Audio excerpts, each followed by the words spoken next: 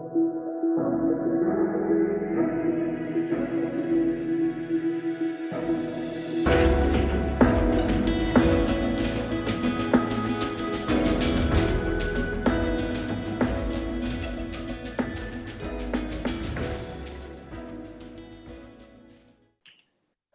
welcome back to Physical Challenge Podcast. I'm Eddie, and I'm here with my co-host Josh once again. Josh, how are you?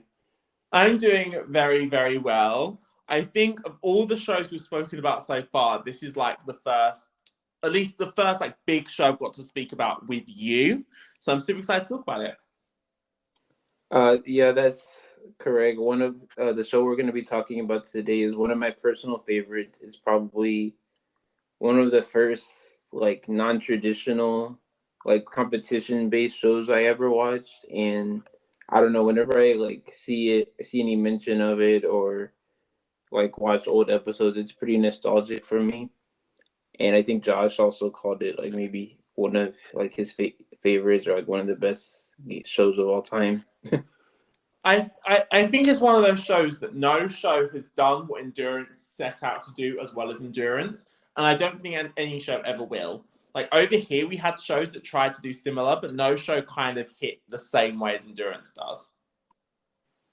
Yeah, I was just like thinking earlier, and I feel like it's kind of like we said the last show, Moolah Beach, was kind of like a pioneer of its time. I don't think any other there haven't been like many other shows in this genre that have done anything similar. The only thing I can think of is like Kid Nation in terms of like kids shows like this, but most of the shows that are kids based, they're not like competition based or they're self-contained, like where it's just episode to episode. But like with this one, you actually get to like meet the kids and see how they progress throughout this show.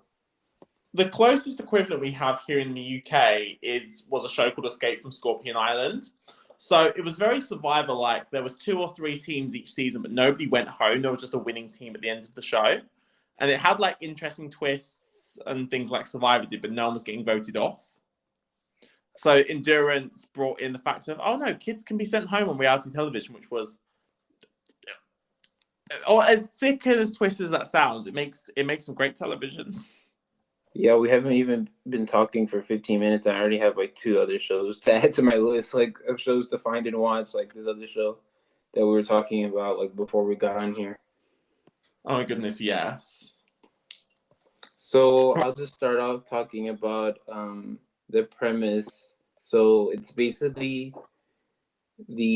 I guess you could say, spin-off of Moolah Beach. It's pretty much the same concept. There's kids that are basically marooned on an island like Survivor, and the number of teams ranges from season to season. It's usually more than Moolah Beach, which was only the 12. But like we said before, there's right to stay in this.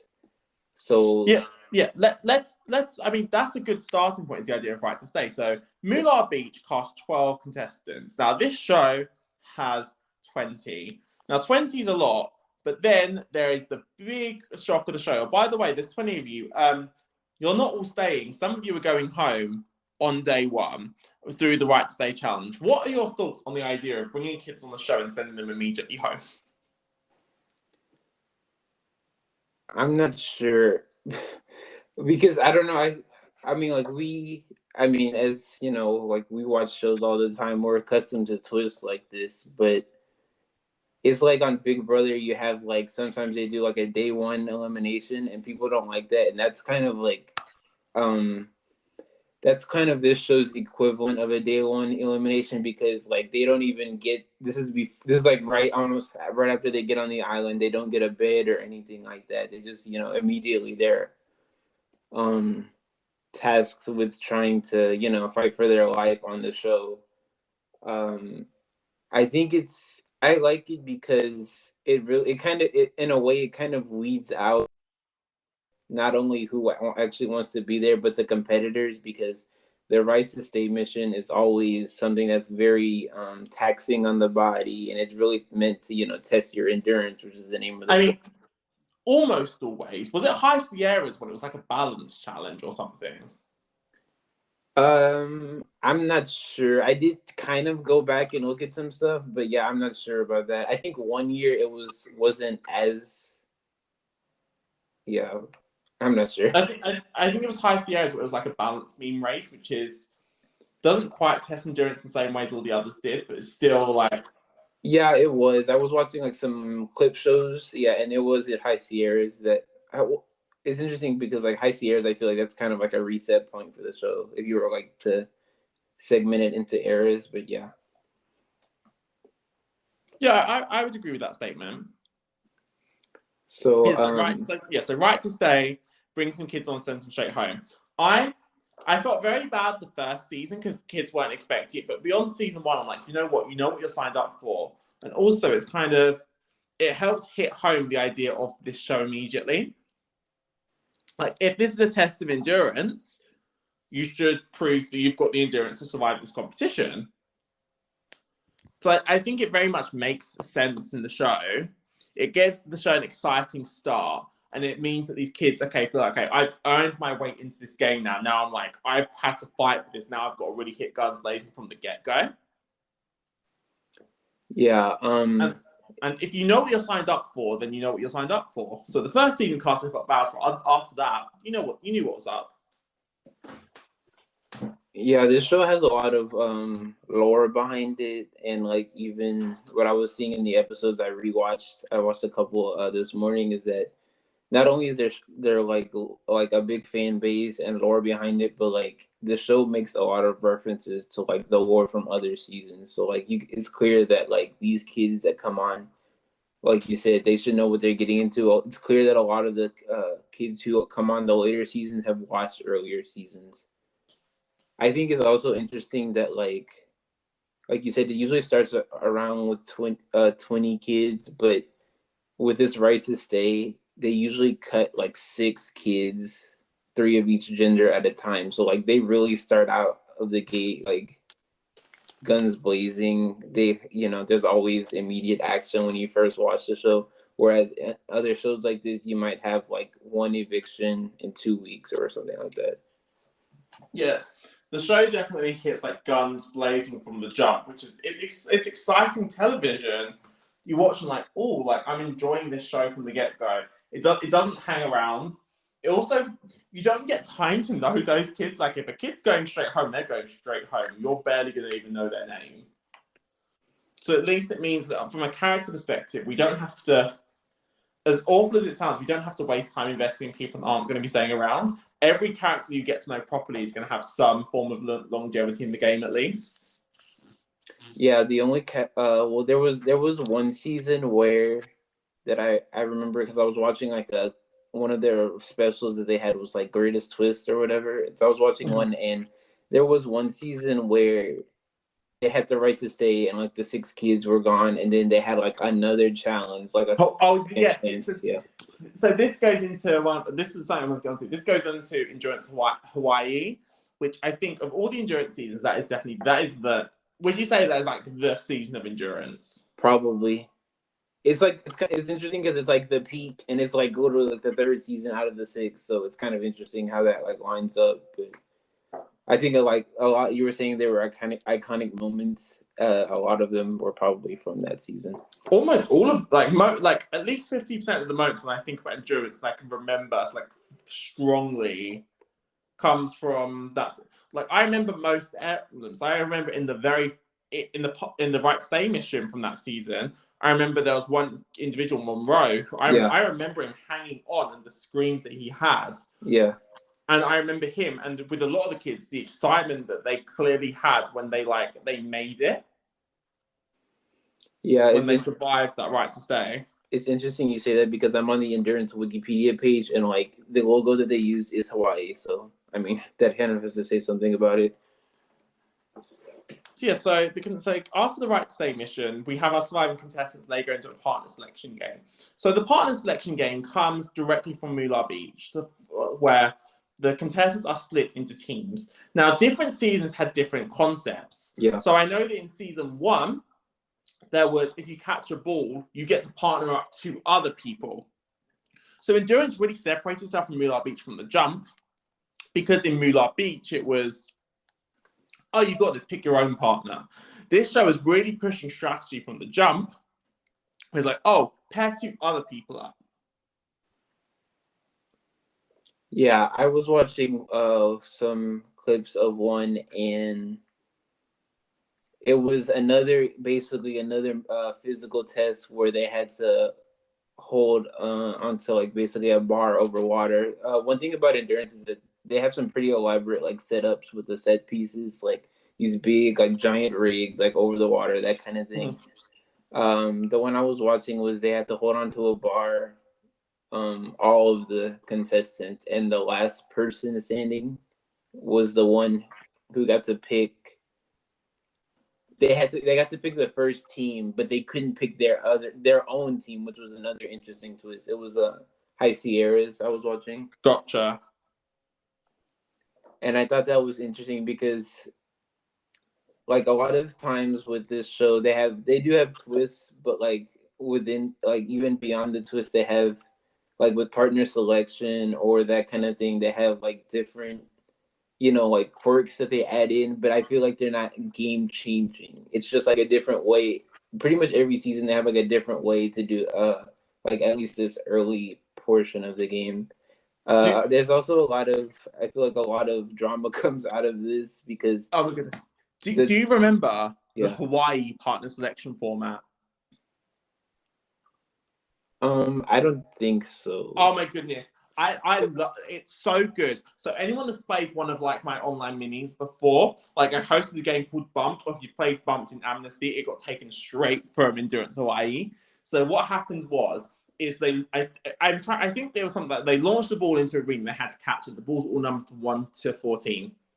This isn't a relevant part of the story. So the order from 1 to 14, person 14 gets to pick one of the 17 colors.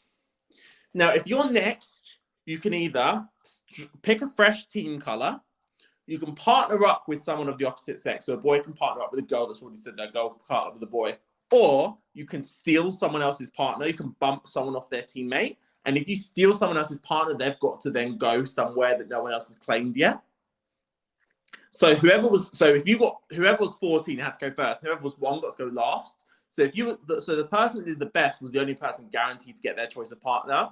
And you could have your partner the whole time, and then someone could bump you off your partner and steal your partner. Oh, it was so good. And because that's how it was, the yellow team got formed as a result of that, because the girl on the yellow team was not too happy about being partnered with Monroe.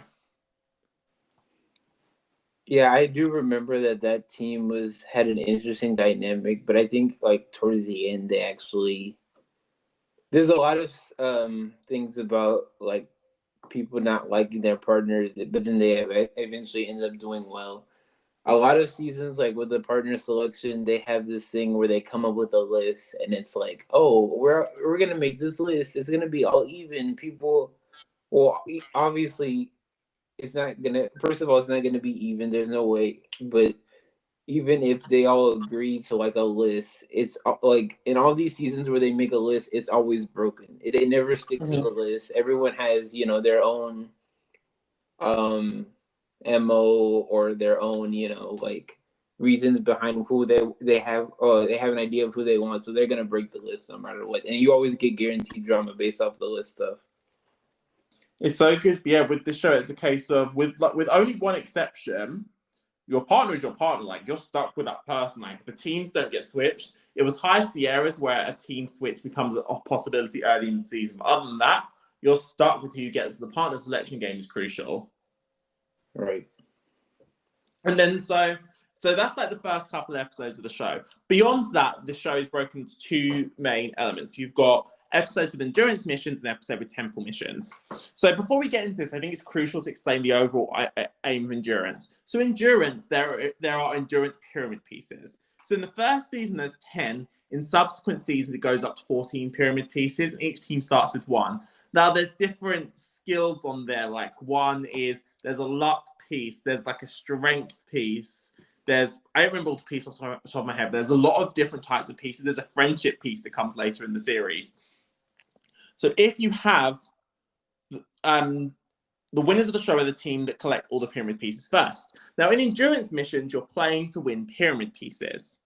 Now, in season 1, these are the pyramid pieces left behind by the winners. In future seasons, these are to win new additional pieces. Do you enjoy the whole pyramid piece thing where it's like very visible, like who's winning and who's not doing so well in the competition? I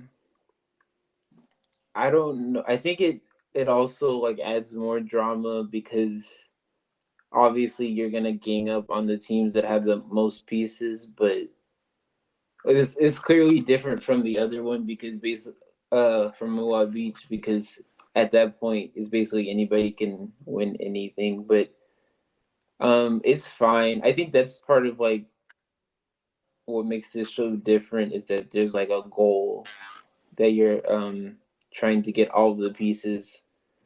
I also think that the part about gifting your pieces to other people is like is more embedded strategy because you're obviously not only are you making friends like so you can get further along in the game, but then there's this added bonus part of just like getting if you make the most friends and theoretically you get the most pieces because you're always going to get the one piece from the team leaving. That is very correct. So in this show, when teams are eliminated outside of season 1, they will their pyramid pieces to another team. So being close with people is very crucial. And you have to be careful who you send to Temple because odds are if you send teams to Temple, you're going to not receive their pieces. But we'll get to Temple in a moment. So in endurance missions, not only are you playing for pieces, you're playing for something called the Samadhi. Eddie, would you like to explain what the Samadhi is? Yeah, so in the endurance missions, you're trying to get the Samadhi, and the Samadhi is gonna be. It's basically like it's kind of if you want it like a survivor comparison, it's like an idol, but it's bigger. It's kind of like an urn, I guess, and Yeah, that would it's like some kind of pot that can get smashed. It varies from season to season what it looks like. yeah that's gonna be a disadvantage for a team. So you give a team a disadvantage for the temple mission, which is what determines who is eventually determines who is eliminated. You know what I used to hate about the Samadhi? So in seasons of endurance, there was like this thing that was introduced, which was the idea of the final Samadhi, you could choose to not give it out. Yeah. I used to hate this as a child. I was like, why are we sucking the drama out of this? And they were just like, oh, so it can be a fair competition. I don't want a fair competition. If I'm a player, it was even worse when at Final 3, this would happen sometimes. Yeah, that's what I'm reading. And I was just like, but if you don't win this challenge, you're going to Temple. There's no more strategy at this point. If you don't win, you're going to Temple. Give the Samadhi up. But also, why are we even allowing the option? Why are the producers sucking the joy and drama out of the scenario, making a team pick between just 2 other options? That used to irritate me as a child. And it still does. I don't. I'm reading this. I don't like remember that it must not have been that much that lodged in my brain because I didn't really remember the whole like final 3 that kind of thing where they could take it out. But when I was like reading it back later, I was like, oh, okay. The one situation I really remember is that in one season there was a team that a Final 4 they wanted to reject the Samadhi, and JD said, "You can turn the Samadhi down, but you still have to tell us who you're going to give it to." So which just makes the situation even worse. Yeah. Because then the team knows that you would pick them, so they're still just as mad, but they don't have any penalty for potentially losing the challenge. Like, it's absolutely crazy. Mm-hmm. It also says on the wiki that the first time the Samadhi was introduced, JD explains that that Samadhi is the Buddhist word for contemplation. So that's a fun fact. Do you remember when it comes to Samadhi, are there any particular Samadhis that really come to mind in terms of like, oh, that's a big screw over? There's one in particular that really comes to mind for me.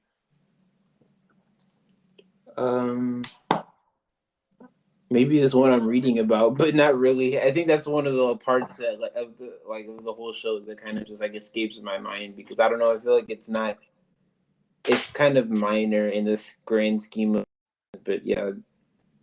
I remember in season 1 there was a Samadhi that was like, you can't play the temple mission, and I was just like, I'm sorry, what? Like it wasn't. That's not even a disadvantage. That's just you just can't play. That sounds like a Big Brother twist. You can't play the HOH.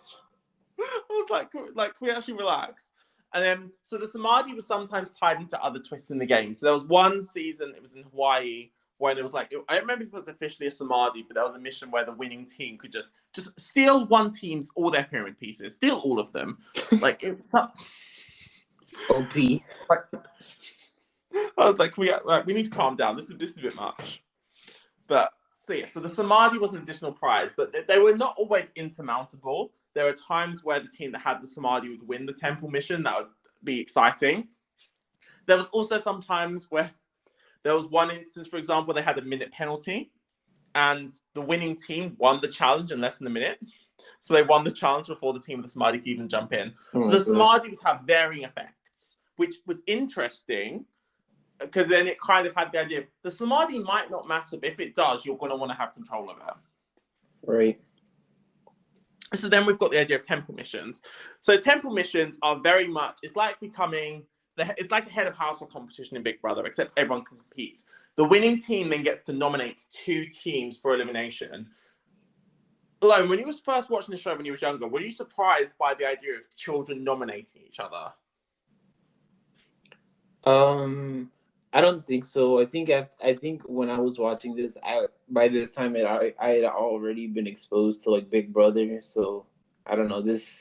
It wasn't like, I mean, obviously we saw there's a lot of drama in it. These kids like really care about the game and being there. I was like, there was one episode I watched from, I think it was High Sierras, the same one.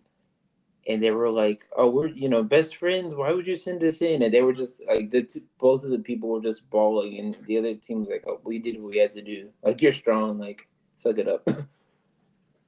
Yeah. So if this was British television, people would be calling Ofcom to say you can't have kids do this on television. This would not fly here. It's so good. Like watching these teams have to nominate. And one interesting dynamic of the show is that very typically the boys would be friends with the boys and girls would be friends with the girls, which meant that on occasion teammates had different relationships. So sometimes the male and female teammates may have different teams they're wanting to save or send to temple. Yeah. So them having to come to a consensus was sometimes a bit tricky. Now, granted, because they were playing as a team for the entirety of the show and knew they were playing as a team for the entirety of the show, in theory, this should not be that difficult. However, in practice, when you're, 13, 14, having to agree which your friends should be up for elimination is quite difficult. Mm-hmm. I want to, like we're mentioning the different seasons, I want to give a quick overview of the different seasons. So the first season was endurance, just endurance. It was in California. The second one was in Mexico. It was just called Endurance 2. Then you get more exotic locations. Like Endurance 3 was in Hawaii. Endurance 4 was also in California, but it was in like a mountain range. They called it Endurance Tehachapi in the Tehachapi Mountains. Then season 5 was High Sierras, also in California. And then the 6th and final season was Fiji, which we'll get into a tie-in. We'll tie into that later. We will be getting in depth about Fiji shortly, because there's a lot of things to talk about specifically with Fiji. Yeah. So endurance, we've got through most of it. Now the elimination system, the Temple of Fate. So you thought that the Great Kahuna was luck-based. Wait till you hear about this. So I'm going to explain this to you similarly to how JD would pitch this to you. Temple of Fate, it is the true test of endurance. It is a place of strategy. In front of you are 3 elements: wood, fire, and water. Your objective is to pick the dominant element. Wood floats on water, water puts out fire, and fire burns wood. Whichever team picks the dominant element 2 out of 3 times wins the temple and gets to go back to the game. It is a true test of endurance. Not once does this show ever state this is glorified rock, paper, scissors. For 6 seasons, not on one occasion will anyone ever say that this is just rock, paper, scissors that looks quite snazzy. Commitment to the bit. For 6, like you don't even see a kid like complain and going home because of rock, paper, scissors. One thing that is very prevalent in my mind about this is that in season 1, the very first team that I'm not going to say that, the very first team to come back from Temple, the girl that comes back tries telling the group that what it was is that they both teams had to put their hands on something really, really hot, and whoever takes their hands off first loses. Like they're trying to imply that the producers would be trying to burn children, which would be another Ofcom complaint. Yeah, exactly. Yeah, so it's rock, paper, scissors, which no adult show would get away with this, but I think for a kid's show, this helps make the show as good as it is because it kind of takes away some of the nastiness of going home. Yeah. Because you're going home, but you're going home because you lost the game of chance. It's not because anyone hates you. It's not because, one of your team lost the challenge. You just didn't win this game of rock, paper, scissors. It's not even like Moolah Beach where it's like literally random chant. At least there's like some, like you determine your own fate to it. You're giving it too much credit. It's a game of chance. I'm not giving that much fate to a game of rock, paper, scissors. It's not as much of a game of chance as like, this was randomly selected that this one team goes home. I get what you mean. At least it's like you made an unlucky decision as opposed to JD didn't pull the right thing out to a stone statue. So I get what you mean there. I do find it funny the way they have to like write what they want to play on a rock, and then JD throws the rocks into an urn, and then that makes the thing raise. I think it's very overly elaborate, and it makes no practical sense, but it's still great.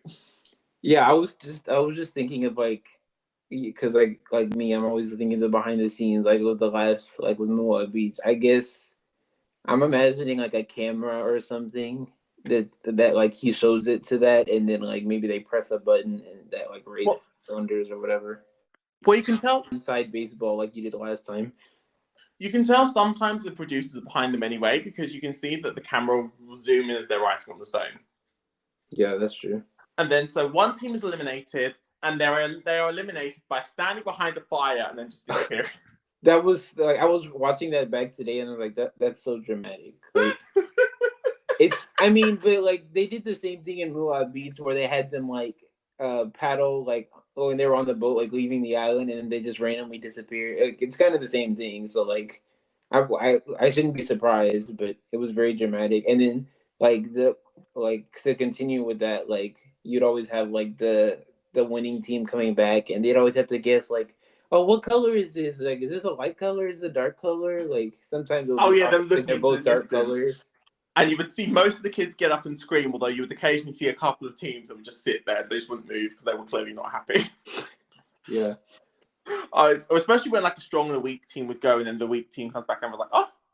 Yeah. And then, the eliminated team gets to leave a letter. Some of these letters were a bit scathing. Yeah. You would have teams that would have nothing to say. They would keep their mouths shut on the island, but magically now they're eliminated. They're writing a letter. Suddenly, these are some of the most savage little children you would ever meet. Now you want to book up now that you're gone, and JD's just reading the ghosts of your thoughts. The dragging they would give to the team that sent to the Temple of Fate. Like, everyone, you can't trust this team. I'm like, this team just didn't send you to the Temple of Fate. They didn't send these other teams. Trying to convince other teams that they can't be trusted when they didn't pick them to go to Temple. Like, it doesn't. But they would always try. And in this letter, that's where they would then will their pyramid pieces to other teams. So in the world of endurance, there's a specific season I would like to speak about. Oh. Was it? It's either Hawaii or Fiji. Fiji. I guess before we get to that, the way endurance finishes, this weird. So they take their pyramid pieces up to the Temple of Fate, and they play some weird. Oh, it's like a parlor game. Is that what I say? Yeah. So there's 3 pyramids, and hidden underneath one of them is a golden pyramid. So they each place their pyramid pieces. Well, the team that has less pyramid pieces places their pieces in front of some of the golden pyramids, and the other team has to cover up all the remaining ones. And whichever team has like the secret pyramid for that round takes all the pieces on the table, and then another pyramid gets added for the next round, and it keeps going till one team has all the pieces. My favorite thing about this finale is that every single time they would always let it come down to one pyramid piece of each team. Just like how Moolah Beach did with the Idols. But every single round of Golden Pyramid, they would always come down to one of each team. And they would try and pitch as if it was a 50-50 shot. And I was always, like, as a mathematician, I'm just, like, screaming, like, that's not how maths works. You can't just remove... Like, if one team has 1 and the other team had 9, just because we take away 8 of their ones aren't correct, that doesn't mean it's suddenly 50-50. That used to infuriate me. But they always took it down to the wire.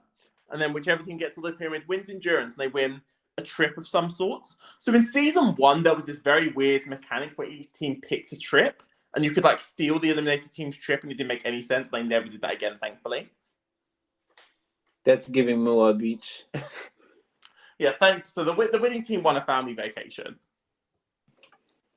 Yeah, I forgot that it was just that, like nothing else. But just that. Yeah. Yeah, there were some. I know some seasons had like a special where they would actually like take a filming crew and like we get to see like how the trip went. So that was interesting to me. Yes, but in some seasons the prize seems a bit. I need to check what the prize was for Endurance Fiji, because I feel like the prize is probably worse than the trip to Fiji. Let's see. You said for Fiji? Yeah. What was the prize for Endurance Fiji? Because the prize trip to Australia. But they were already like, that's not. That's like, yeah. Right after, it's like, right after the season. Let's go like a few thousand miles. Yeah, I assume it happened immediately afterwards. Yeah. Oh, that's such a rubbish prize. At least on the other one, they got, at least on Moolah Beach, they got a Mighty Kids, 1 year of Mighty Kids meals and a trip to the Daytona 500. Oh, yeah, here if you lose, you don't get anything. Yeah, that's true. But yeah, Moolah Beach has a great prize. Karma has a great prize. Pause.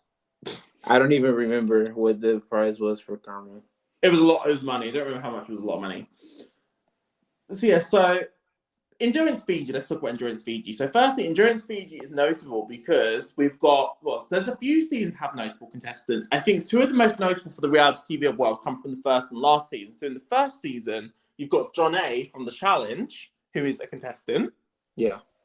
And then in Endurance Fiji, less exciting, but you've got Jonathan as a contestant. Yeah. From Survivor 42. Yeah, so when that first came out, like from Redmond, there's the spoilers, I was like, oh, this is interesting, because people were noting that like his season was like the one season that was in Fiji, and Survivor's now filmed in Fiji. And then I remember like during the season, like maybe I think it was in the early part of the season, there was this clip circulating, and it was from Endurance, and it was like him fighting with his partner. So like, yeah, I was like, I know about this. I'm the OG. All these other people, they're like, what is it? What is this random like kid show? And I'm like, oh, a piece of my heart. Yeah, so Endurance Fiji, for a season that went to Fiji, like this season was on a budget. Yeah. So there was quite a few weird things this season. So there was only 16 contestants, which is like a normal cast size after the Right to Stay challenge. But there was still a Right to Stay challenge, and it took it down to 16s. And do you remember the whole story that there was meant to be a brown and a grey team, but they didn't have the budget for it? No, I didn't know this. I just know that wasn't a great team. So in Endurance Fiji, those 2 teams that lost Right to Stay were meant to come back and be the brown and the grey team. So it would have, like, it was those 2 teams, so they would have negated the Right to. Yeah, like they were meant to, but then they just couldn't afford to. Yeah, like the wiki just says there was no gray team or brown team this season, which means only 6 teams competed. That's all. Yeah. So they were meant to come back, but they just couldn't afford to do it. So they just didn't. Yeah, they were too poor for it. Both in terms of being able to do both in terms of the length of the season, but also just having to bring back additional contestants. Like it was just too expensive for them at the time. Like they clearly spent all of their money on going to Fiji. Yeah, I'm reading the wiki about the wiki again. I love Wikipedia's that kind of thing. So I was reading some more stuff, and it says two contestants are siblings of previous endurance contestants. I didn't know that. It says I Connor Khan's sister Abby and Leslie Powell's brother Glenn both competed in season 2 and were eliminated in the Right to Stay challenge. pour them. And Endurance speed is notable to me because I think there's only one contestant I remember ever getting eliminated right today. I didn't feel bad about spoiling right to eliminated players. So Cinnamon goes home. yes, Sorry. And I remember Cinnamon very well. yeah, I did too. She's the only eliminated right to stay player I could tell you by name. I could not tell you a single other person. You could show me their pictures and I wouldn't know who they are. Endurance Speaky does a few other weird things. So we were just speaking about Moolah Beach. Do you remember when Endurance tried doing Moolah Beach for one episode? No. So at the final 3 of Endurance Fiji, there was a weird twist where the winners of the temple mission weren't necessarily safe. So instead, what happened is they competed to win. I don't remember the exact things that they were. They won. It was like coconuts or something that would get drawn, and the first 2 teams to have their thing drawn out of a bag would be sent to temple. I think the distribution was like 10, 5, and 1. I don't remember the exact distribution. But I don't know, what is it? I'm still confused. Like, what did that have to do with it? Was it like for pieces or? No, that was like, so after the temple mission, the winning, so it was like, the better you did in the temple mission, the less things you had inside the thing that were getting drawn. But the first 2 teams to have their color drawn were going to the Temple of Fate. Oh, okay. So it wasn't like the normal thing where like the person who wins goes, picks them. Yeah, no, it was a random draw. It's just whoever did the best in the temple mission had less things in there to potentially be drawn out. Okay. So it was like the reverse of Moolah Beach, but why? There was no good reason for them to do that. Yeah, it was not good. This was also the season that had the Manakisi. Yeah. Do you remember this? A little bit. Yeah. So the Manakisi, or the magic box, was a prize that was won during a mission. It was a hard mission. They had to run up and down a sand dune tons of times carrying rods. It was so hard the producers had to make the challenge easier halfway through. And so the winning team won this magic box, and the magic box allowed them to have a guaranteed win at Temple, as in 1 point. Oh, yeah. To win. Mm-hmm. Now I remember it. Yeah, it was. I remember, like, because I saw like the after, like when I was watching the old episodes, I saw like the after effect, but I didn't remember like how they got it. Yeah, and during Fiji, they really tried weird twists this season. They were doing too much. It wasn't it. Like at both the final 4 and the final 3, the winning team were not guaranteed to be safe in the temple mission. It was like they were doing too much. They tried being clever and quirky, and that's what got them canceled. Yeah, Endurance really always tried to push the boat out. I think one of my favorite things that Endurance always tried to do. Do you remember that when they always tried to make the create your own challenge thing happen? Yeah. It's like, oh, we couldn't come up with another challenge, so we can let them do their own challenge, and then they have to come up with it, and then they still have to play it. Here are all these random items. You build something with all this random stuff we've got left over in the season. That walk so Direfest could run. If there's one thing Endurance was giving, it was giving budget. Well, I mean, it was a budget show that lasted 6 seasons, so they obviously, the money went somewhere. They did well. They stretched those dollars as far as they could, but they definitely. And they don't have to give, and they're not giving money as a prize either, so that's how they save more money. Exactly, it's a cheap little show they were producing. Good for them. Yes, cheap is definitely the word to use to describe it. Are there any particular fond memories you have of the show? Well, like I said, I was watching like some clips and some other things. I think you said last week that there was like there you said there were some like moments that you remembered, but I think one of the moments I remember was just like in like we were talking about Hawaii, just like Monroe as a character. Yes. Because I saw him like they did like a Karma reunion or whatever, and he was one of the people that was like he was like a staunch like even like I think he's like a big fan of the show because even after he was on, he continued to like be in the community and like he helped put together this reunion for all the Karma contestants. But yeah, he was like one of the like best challenges that like the fans of the show voted on was like this challenge. Do you remember the one where he was like where he beat the other two Yes, people? the strength challenge. Yeah. Yes. And he's like Yeah. in all these different challenges, he's just like yelling or whatever or screaming, and it's like you don't know if he's like screaming because like it's a hard challenge or he's just trying to like psych the other people out. Yeah, I remember that I DM'd him like years ago on Facebook just saying that I loved him on the show. And I remember he sent me a few messages back and forth about it. I really enjoyed Monroe on his season. Definitely, he is like the character of endurance to me. Yeah, and know that in real life he's like a nice person, but like that he ended up becoming like like one of the villains of that season, and it's weird because like he's like in this archetype of like the person you don't think that would do that well, but like they've made it pretty far in their season, him and his partner. Yeah, Monroe was great. Monroe was great.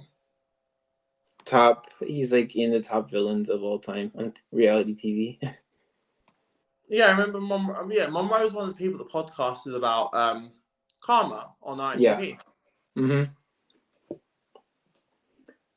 We also were. I just wanted to bring up that like we like somebody in one of the episodes like said JD loves this twist. Like I don't feel like the twists were ever that game breaking. Like the one I was watching earlier was there was like they had the right to stay and then they were doing a partner selection, but then at the end of the partner selection, whoever was last in that they were eliminated. They didn't have a color. They were just Yes, High eliminated right Sierras. there. Yeah.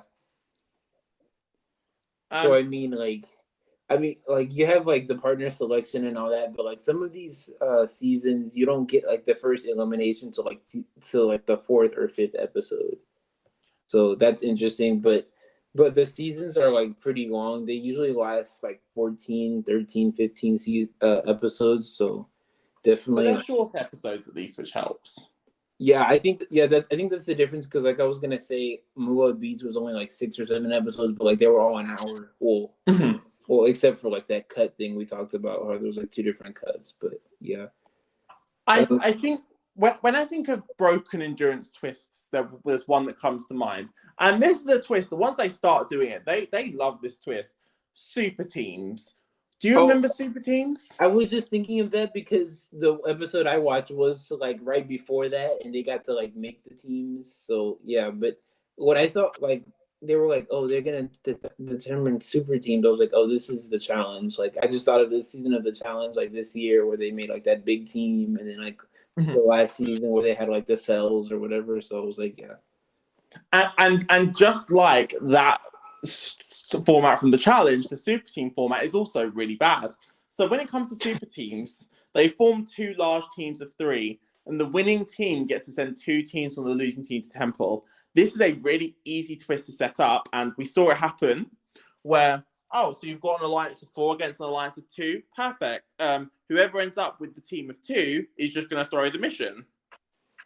And then the winning team's just going to pick the two others to go in. That's why in High Sierras there was this magical twist where all of a sudden only one team from each super team was going to play the challenge, completely negating the point of the super team. I think it's because the producers at this stage of the show could tell this was going to happen. yeah. So I was gonna say it did just happen for like that one mission, right? Yes. So it happened at five. I think pretty much every season from season 2 through until season 7. Every season at the final 6, they whipped this twist out. from season 2 to season 5. Yeah, I don't remember it being as present as like season 5. That's interesting. I guess I'm not. Yes, I think season 5 is the season when they have to introduce the twist to ensure that the team don't break super teams. Yeah, another one that came to mind was like when they turned one of the pieces into like for immunity, but I don't remember like what was the caveat of that. It was like the triangle of friendship or something like that. It was something of friendship.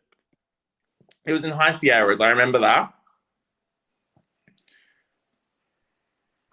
I'm just like reading a bit about it. It only lasted that one season though. The next season it went back to normal or whatever. Yeah, like endurance, but they were always they liked their cute little twists. I think because like season 1 wasn't very twist heavy. Season 2 and 3, like season 2, they really went at it with the surprises, like bringing a team back because they got voted in from Endurance 1 to do Endurance 2. Yeah. Endurance 3 was twist heavy. Endurance 4 was kind of like, okay, let's go back to basics. Then season 5 and 6 do the back to basics idea straight out the window. Yeah, one of the things that I liked that they did was pretty like common, like pretty evident in a couple of seasons was they always had a game where like, I mean, it's kind of gameable, like if you have majorities and stuff, but I think they usually did it pretty early where like each team, it's always some variation of where each team had like a bucket and you had to like, put objects into their bucket to eliminate that team. It's pretty gameable, but like I think it just like it's easy to show. And I think they did it in Carmen too. It just like shows where everyone's head is in terms of like, who they want to take out and who's like aligning with each other's. Because even like if you're the team that doesn't benefit from something like that, it's easy to show like where the dynamics of all the different teams are. I wish other shows would like do that kind of game more often. My mentality with that type of challenge is similar to what my mentality of that type of challenge is with Survivor. So in Survivor, I've always been a big advocate of those make great reward challenges, but not great immunity challenges. Here, I think those are great endurance missions, but awful temple missions. And there's once or twice where this type of challenge was used for a temple mission, and that I always used to hate. But as an endurance mission, give it to me.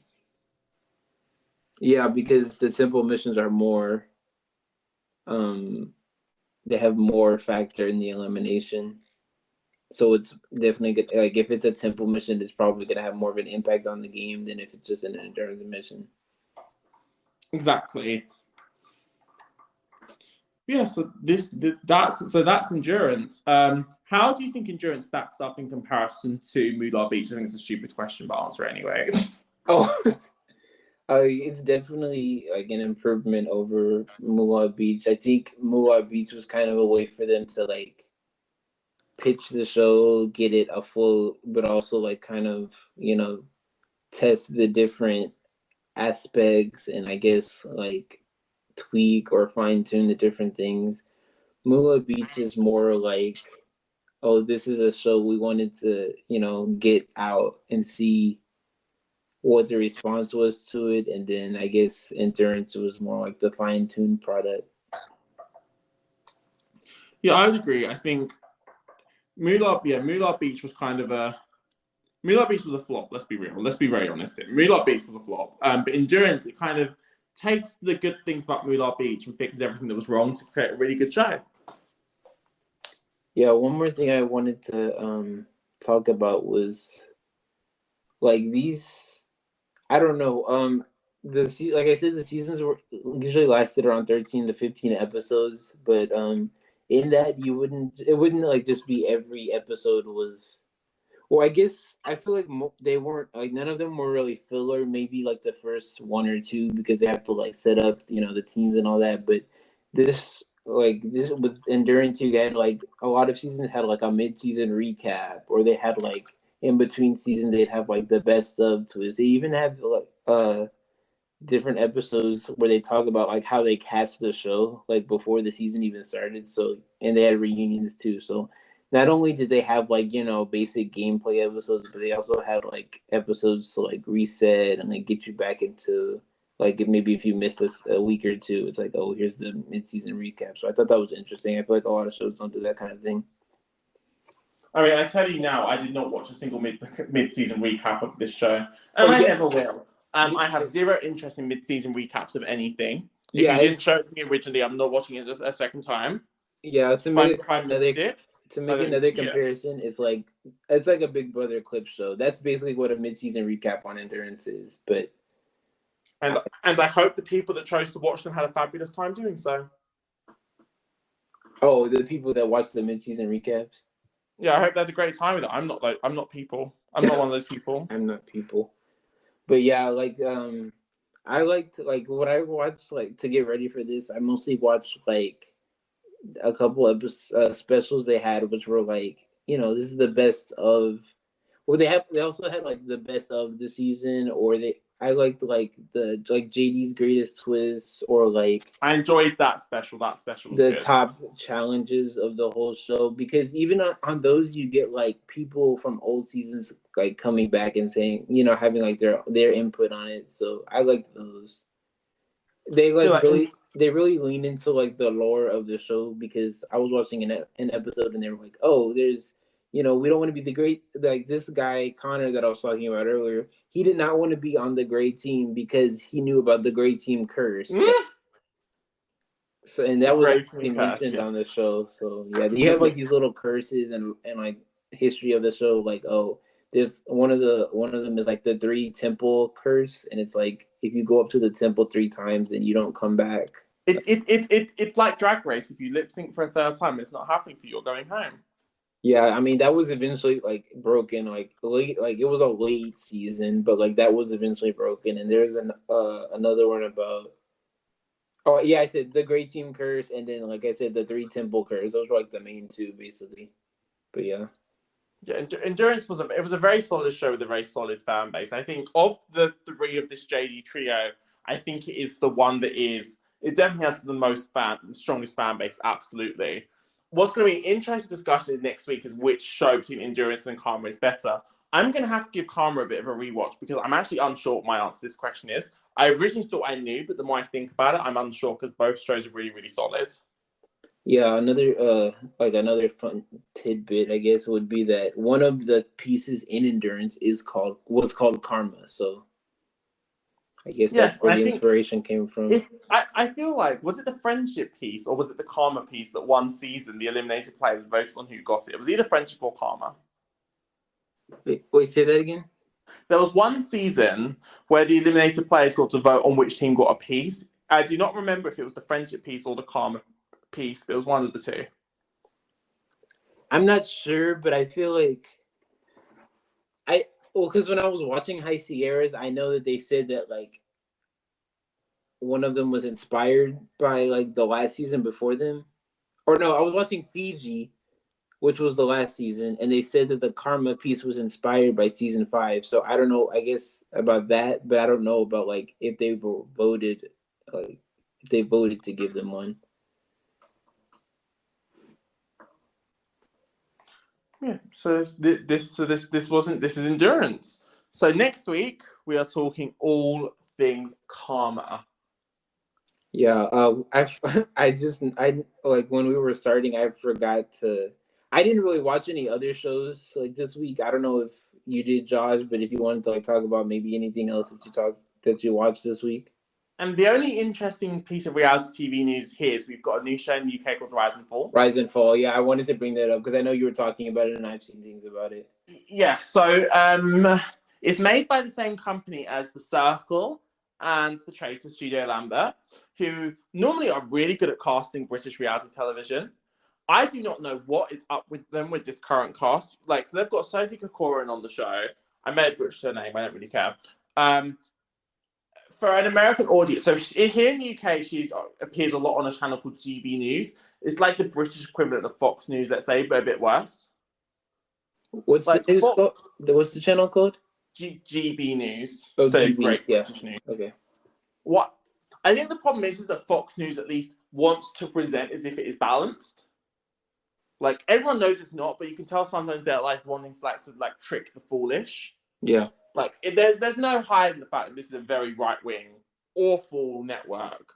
Like, it's not that just they're awful because they're right leaning, because a lot of networks are right leaning. Like the BBC is very clearly right leaning, and we don't complain about that too much in comparison. But GB News is just icky. It's one of those, they love bashing trans people, etc., etc. It's one of those kinds of networks.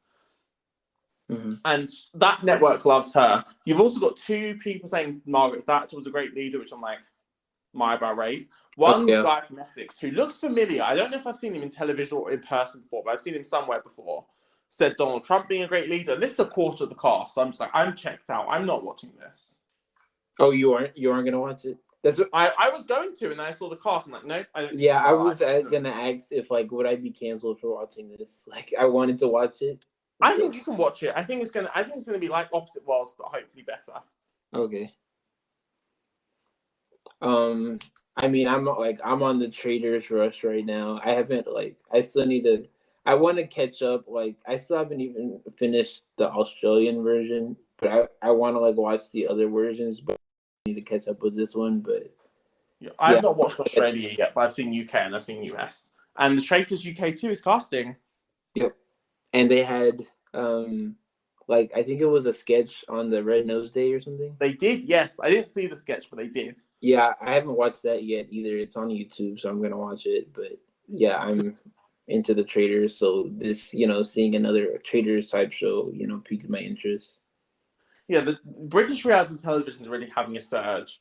Like, we've got a new show called Tempting Fortune, where there's £300,000 up for grabs, and a group of 12 strangers have to go on a hike. And there's like an 18-day expedition they have to complete. But then throughout their attempt to do really expensive things. Yeah, and Survivor UK is coming as well. Yep. Race Across the World is back. Yeah, I saw that. Is that show based in? I mean, I know it's not based in the UK, but it's produced by the UK. It's produced by the UK, but it takes. So this season, for example, is in Canada, for example. So they take 5 British people, and they have to get from the start point to the finish point. But so they've got to get to a bunch of checkpoints, but they can't fly. They have to use alternative travel. But they're only given the amount of money that a flight costs to do it. And then any additional money they have to raise by doing jobs throughout the show. And if they run out of money, they're eliminated. And then the first team to finish wins. Well, that answers my question of how it's different from The Amazing Race. I prefer The Amazing Race personally, but I see why people like this show. There's definitely a lot of appeal and charm to it. Yeah, it also reminds me of Jet Lag, which I've heard a lot about, but I also haven't seen. Oh, I love Jet Lag the game, the YouTube show. Yes. Oh my goodness! So I've watched the first 3 seasons. I've not watched 4, and I think 5's out. I've not watched those yet. I need to. I love Jet Lag the game so much. It's so good. So you recommend it, I assume? Absolutely. Okay. Now I have 5 more shows to research. Yeah, so next week we are going to be talking all things Karma. Mehdi is going to be back with us, who has not seen any of these JD shows, but Karma is going to be a show that we are having him sit down to watch, so we'll have his perspective as well. Eddie, do you have anything to plug before we go? Just the same as usual. My Twitter is Lone Ranger 158, and the show's Twitter is Physical Child Pod. I'm gonna try to promote the show more. Maybe post some snippets from the episodes, so that just I guess to get people hooked, or if they don't haven't listened yet, just to get people interested in the show. Nice. And you can follow me on Twitter at JoshyFLX. I mentioned some games I host. If you ever want to see anything like that, you can follow that at Amnesty Series. So we will be back next week talking all of things Karma, and we will see you then. Goodbye, everybody. Bye, everyone.